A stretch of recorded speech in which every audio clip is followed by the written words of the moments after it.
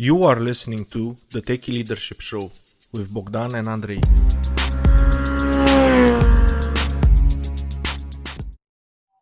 Hello and welcome to another episode of the Techie Leadership Show. Today with us we have Roberto Valladares. Roberto is a dedicated software engineer and acting CTO currently working in the great city of Montreal, Canada. And he is an amazing example of a person who did not let his environment define him. Originally from El Salvador, he jungled the scholastic pursuit of engineering and a tech job as a developer, all while protecting his family. Back in 2017, he relocated to Montreal, Canada with his family to focus more fully on development. Hello, Roberto, and welcome to the show. Hi, Roberto. Hi, Andrei and Bogdan. Thank you for having me. Our It's our pleasure. pleasure. And for the audience out there, Roberto and us go way, way back to our Canadian days. Those Canadian Yeah. days. Do you want to add anything else, Roberto, about yourself? Well, I just wanted to say that it's an honor to be in your show. And well, regarding to myself, I started as a junior developer in 2011, but I was focused on PHP. Then in 2016, I decided to change to Ruby. Good And choice. actually, when I did that change, that changed my entire life. I mean, I moved to Canada, and everything was completely different in a good way. I mean, it was pretty cool. Awesome. That's really good. I know you have really good stories, so I know that, but I just want the audience to prepare the audience for it. Oh, So, yeah. so Yeah. without further ado, let's get started. Can you share with us, Roberto, what is the biggest leadership success story you've witnessed personally? Actually, yes, I have. Well, I have two stories, but I will Oh, combine them. So the first one is where I used to work, and there was this guy who was the team leader, yes. and it's really Yes. funny because when you know someone, he used to be my colleague, my peer. He was a developer, then he was promoted to team leader, and when you see the right person in the right position and someone who understands people, I mean, you know that you can trust, and it is really easy to work with someone like that person, right? You can Yes. see the different way that he can handle complex problems. I mean, when I mean complex problem, I mean people. I mean, that's the Yes. most People difficult problems. part to deal with people. I Yeah. mean, Oh, yeah. yeah, man, we are very unique. Each of us were we were very special, right? So he knows how to handle each of us, and he know how are we going to react under some circumstances. So he was very smart dealing with with each of us. So it was really nice to work with this guy. And the second one, it was when I moved to Canada. I was coming uh, in a different work environment. So when I came here, the city, I could see that the CTO was kind of different. I mean, he was so passionate about coding that was very contagious. I mean, when Yes. someone loves what he does, it just spread about their subordinates. So that's the part that I really like about this CTO. Yeah, It was, Canada is great. Yes, yeah. I mean, that's it, true. yeah. I mean, I never thought that I that I was going to meet someone like him. I mean, just just show how much he loved coding, and he was spreading all this passion about among the subordinates. It was really nice to work with him. And did you also get more passion because you saw the passion that Camille had for Yeah, coding? Yeah, exactly. I mean, I started reading more books and try to understand more about coding, and you get this feeling that you want to learn more and more and improve more yourself. So that's the part that I think that a leader should have. I mean, be influential, encourage people, and even if you make mistake, it's not like, okay, you made a mistake and there is a punishment. No, it was, you made a mistake, he tells you what you did wrong, and then that you don't have to do it again, right? You Yeah. learn from Yes. your own mistakes. That is not actually a punishment or something that you think or you are afraid of losing your job. And basically, leading by example works. Yeah, exactly. If you have the right example. Yes, if you have the right example. Small Yeah, I mean, mention. exactly. Well, you cannot expect your people to be passionate about what they're doing and improving themselves if you're not passionate and improving yourself. Yeah, That doesn't make sense. exactly. Yeah, exactly that. Yeah. And on the polar opposite, what would be the biggest leadership fail that you've had the unfortunate experience of witnessing? Oh boy, I think that's a really tough question, and I can only say that the worst leadership failure that I experienced was back in my country. Uh, Okay. where I used to work, there was a manager who was in charge of the development area. It is unbelievable because he was able to create a very toxic environment. Man, Uh-huh. it was literally, it was very toxic. I mean, uh, everybody was under a lot of stress. You were working more hours without overtime, Oh, whoa.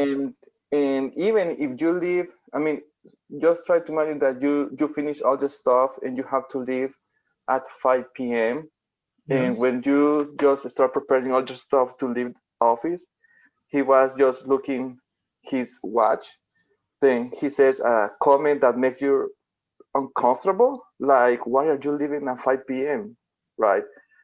And then and that was every day. I mean, he was always Every watching day. like, you are leaving early or you are leaving so punctual. So that was very, very toxic.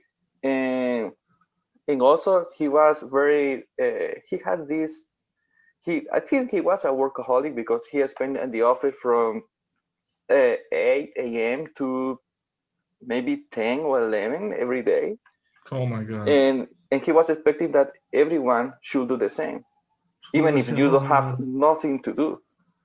So yeah, it was really tough. I mean, then uh, this guy, he put so much pressure that many people started getting sick, but getting sick because it was too much stress. I mean, the Yes. deadline were crazy. I mean, he always was, okay, how much this is going to take? And you say like, okay, 2 days. Oh no, this is easy. You can do it in 6 hours. So you have to sacrifice everything because he said that you have to do in 6 hours. So he was very, con- he was controlling everything. The micromanagement was just insane. And well, eventually the company was restructuring the department and he was promoted to another department. Oh Then my another God. manager take over the development area and everybody was suddenly different, happier, less stress, and you could see that feeling, that environment in the department. I mean, can you imagine how much damage a bad leader or bad management can do in an entire team? I mean, Yes. Yes. it's just. I mean, I've never met someone like this guy. I mean, whenever And he I got think, promoted. yeah, I mean, he was promoted and now he has another big teams.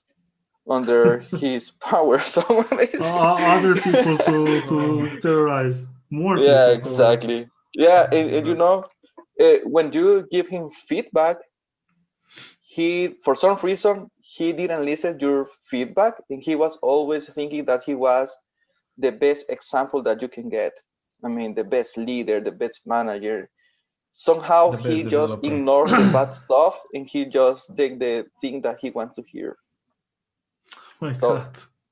yeah, that's what I think is. I mean, whenever I am in a position that I have to lead people, I just try to think about this guy and do the opposite.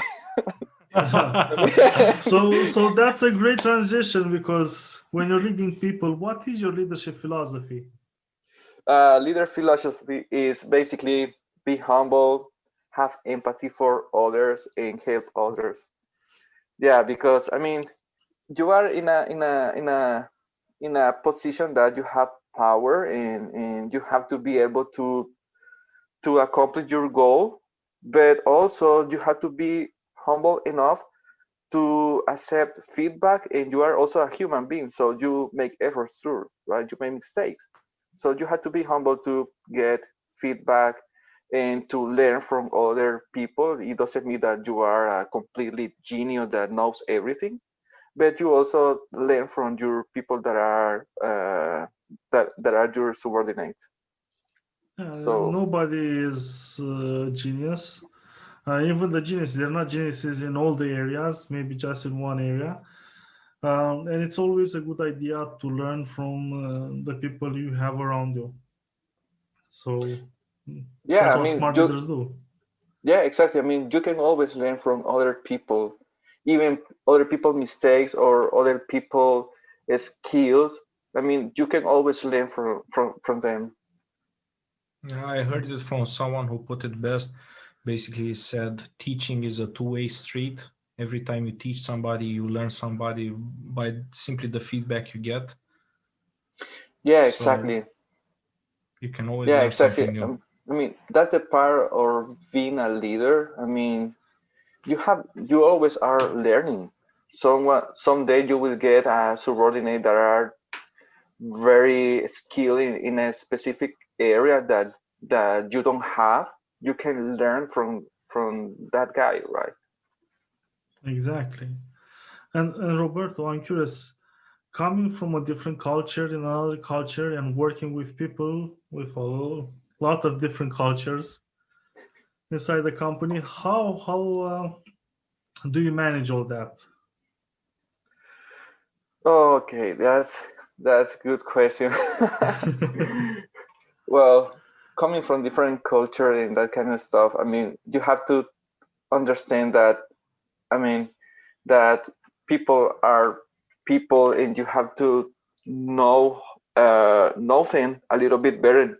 It's not just a relationship with just uh, boss and subordinates, right? You have to know your own people, so you will know how to handle, how to deal with them in some situations.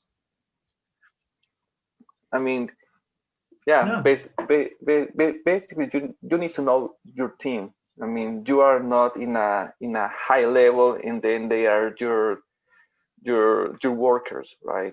You need to spend time to It's get to more know like, them. yeah, I mean, you are part of the team, and you need to know your own team to know how to deal with them in each situation. I mean, in work sometimes not everything is happiness, right? Yes. Sometimes you Yeah. will have some really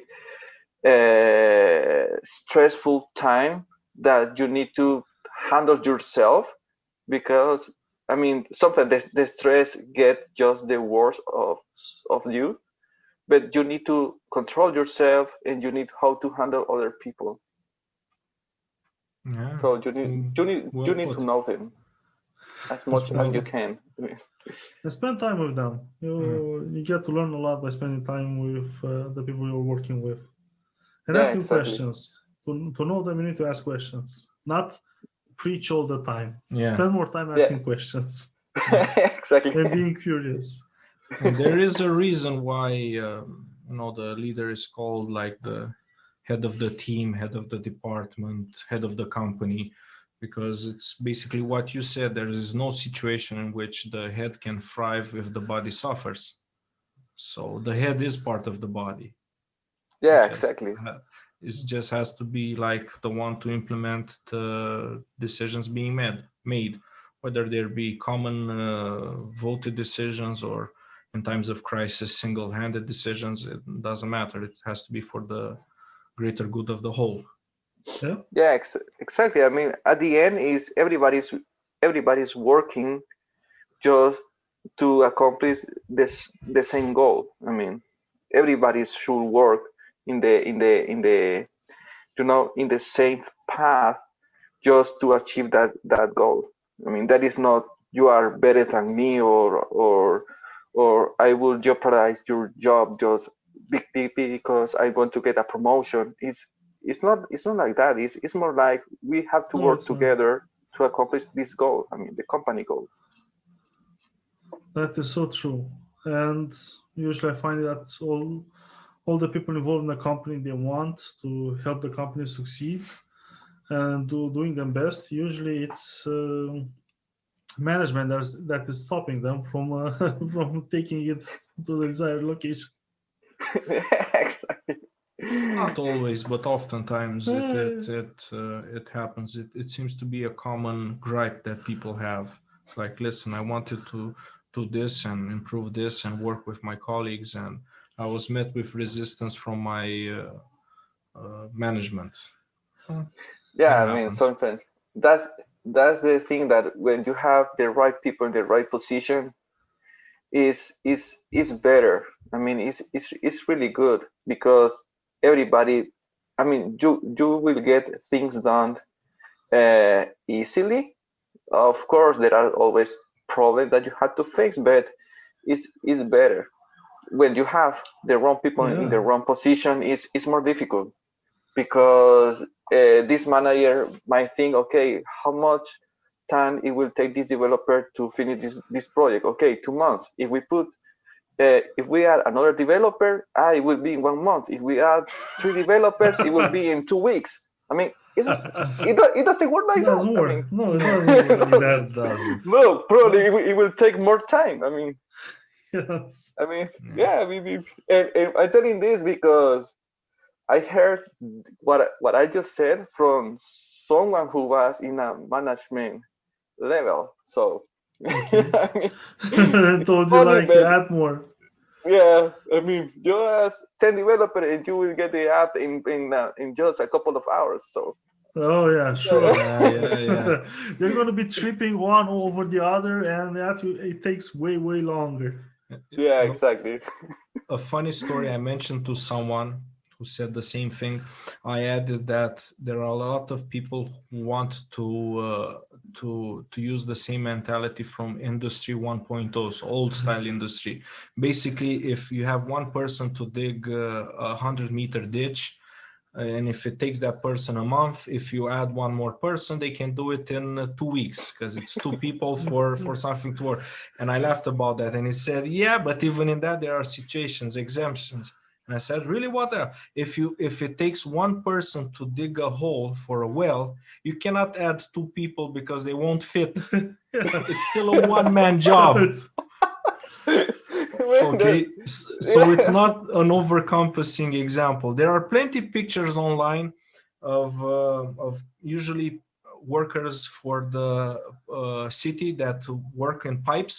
When a pipe Mhm. bursts and water flows everywhere, they have to fix it. And there are pictures online of 7 people waiting for one guy digging in a hole. And look what they're doing. They're being lazy on public money. No, you cannot have 8 people fit in one hole. Exactly. They have to wait for that guy to finish his job. Well, they're waiting. Yeah, They're not going to abandon him.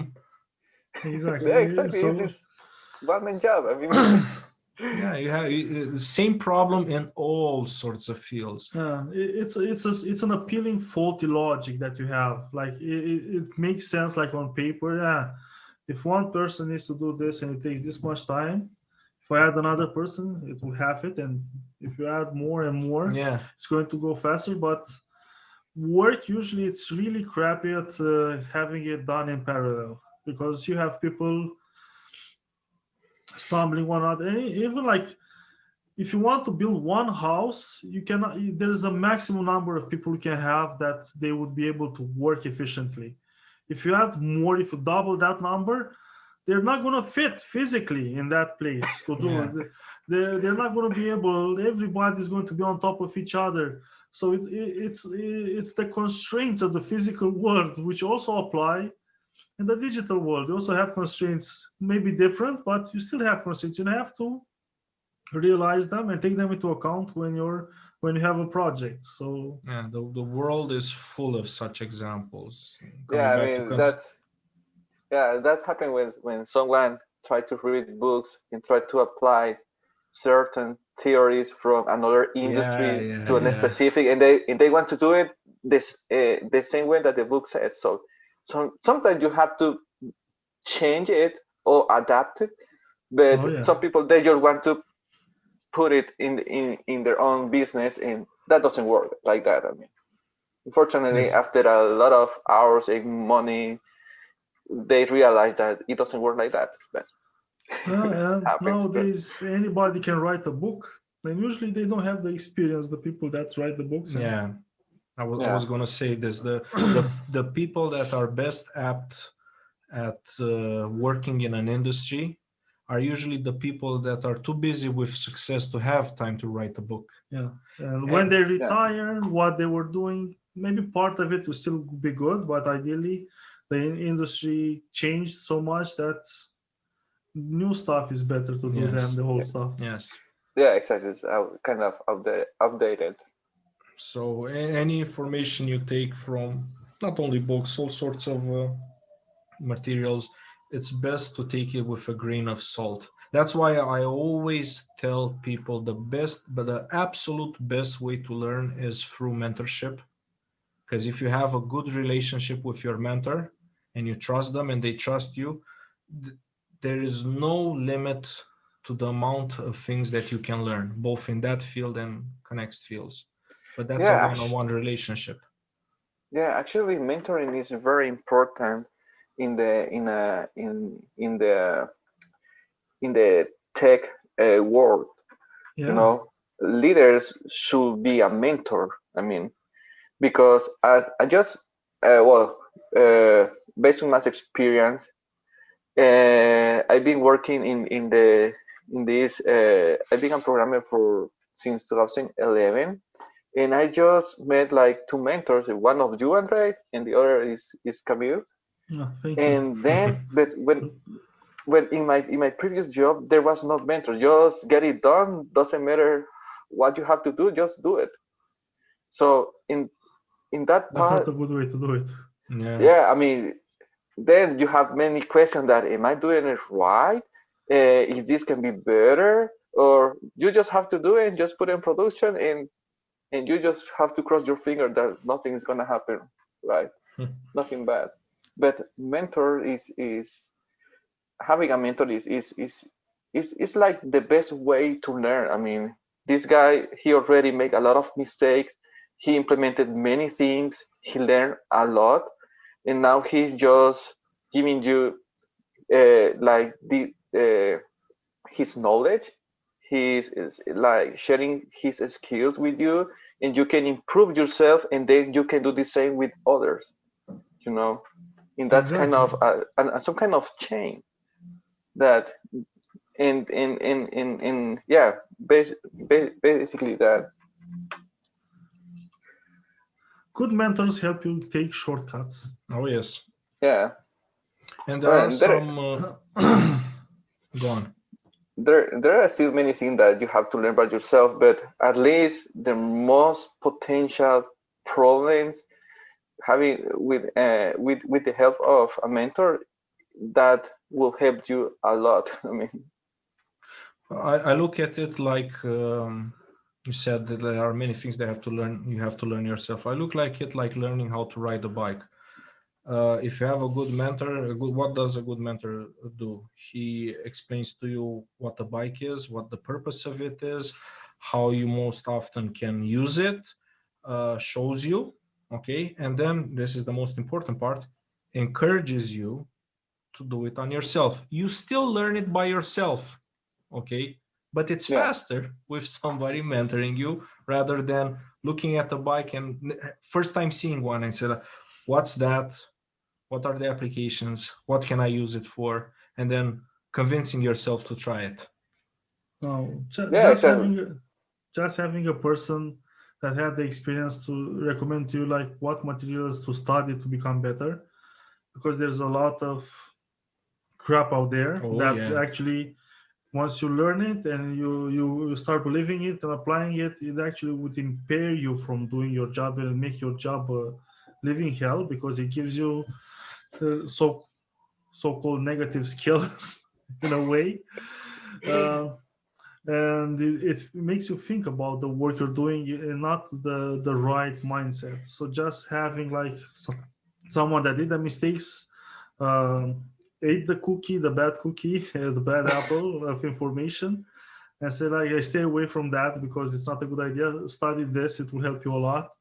Yeah, it just helps a lot. It's like when you're in luck and a friend that you know has good taste in food recommends a good buffet and you go together, you can ask him what's good on this 100 different styles of food plates, and he says that's good, that's bad, stay away from that, try that, and you get the best experience in the fastest time possible.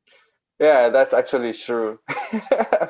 That happened to me here in Montreal. I was we went to a specific restaurant and I was okay. This was a completely different food that I'm getting that I'm not quite familiar. And I was asking, hey, could you give me some kind of guidance about this? And he try this, and it was perfect, delicious. I mean, the best food that I ever Exactly. taste. Just asking for help improves your quality of life a lot. I was going to Yeah, I mean, mention that. It's good to have a leader and a mentor, but it's again, it's a two-way street. The fact that you asked gave the other person permission to recommend to you good stuff. If you hadn't asked, well, yeah, might not have had such a great time eating there. yeah, exactly. Oh. Now, Roberto, please share with us what are the three top leadership tips you have for aspiring leaders. Okay, based on my experience, and I will say it, that instead I have like, well, okay, three tips. The first one is instead of punishing someone, just try to help them to improve their skill in a specific area. I mean, do not punish, just try to help them to understand what they did wrong, and then and they will not do it. I mean, and the second one is for uh, for leaders is they have to know how to accept feedback, whether it is positive or negative. I mean, they have to listen, and and if there is something wrong, I mean, leaders are people. People make mistakes. They have to they have to be aware what they are doing wrong. I mean, and they have to try to change. I mean, they are not like the most perfect person. There is always something that they have to improve. And the last one, if you want to congratulate someone, just say good job or just do it, but never say it. But I mean, when you said but, you are just killing the first sentence. I mean, it's Oh like, yeah. hey, you did a good job, but you did wrong this. I mean, don't use but. Just say, hey, good job, you did this great, and just stick to that sentence. And Because save the if bot for you're, later. yeah, but for another time, another day, but never say but if you want to congratulate someone. I mean, Or do because it in the reverse order. You say like, listen, that didn't work out pretty well, but overall it was a great thing. So keep on doing what you're doing. Yeah, that yeah, also works That in a also way. works. Start with the bad stuff. Well, deliberately gently, and then say but, which basically annuls everything that you said before, and finish on a positive note. Yeah, exactly. I mean, the thing is, you have to make feel other people that they did a good job. I mean, because they actually did it. I mean, if you are saying something bad, it's like, okay, people will focus on the bad thing and they will ignore the good job, the you did this great and you will get this. I mean, just if you just want just to congratulate someone, just did you did a good job and that's it. Then in a one-on-one, you can say, hey, you have to improve this, you have to improve that, you mess it up here, and etc. etc. Well, I'm Exactly. saying this because I had this manager that I was talking about in the beginning, and he always was saying that, you know, he always was saying something bad, either at the beginning or at the end or in the middle. You always did something bad because you are not perfect. I mean, he always says, okay, if you only God has the 100% things right, so you have to improve this, and at the end you feel a little bit sad and disappointed because you didn't accomplish your task the way they were expected, and that was 100% of the case. So I mean, And it's funny that the same thing didn't apply to him. Oh yeah. yeah, no, he was perfect. He and God were perfect. Oh my The god. rest of Yeah, the exactly. world, he had doubts. Yeah. Yeah, exactly. So that's those are the three leadership tips that I will give. You know. And those are good leadership tips, and I Powerful like how tips. they chain one to the other. Yeah. And the thing you said, only God is 100%. Please take in mind that he created the platypus, and we still can't figure out what happened there. Because it lays eggs, but it's a mammal because it feeds its baby milk, and it looks like a duck, but also a beaver, and it has fangs, and we're like, we cannot qualify this creature. It makes no sense. It looks like it was designed by a committee. Everybody want to put something in, Yes. so say like that's what I contributed. One guy liked ducks, another guy liked beavers. I said, we'll make a compromise. Yeah. Oh my God. And Roberto, since you mentioned that you're reading a lot of books, what is the book that had the most profound impact on you? Well, actually, I have three books. I Cool. mean, basically, these books are focused um, on coding stuff. The first one is sometimes you think that because you work some years in a specific area, you think that you are good, right? But Yeah. when you start reading a book, you go to the basics, you realize that there are a couple of things that you didn't understand or you didn't know, and they supposed to were basic, right? So Yeah. the first book will be Ruby Confident.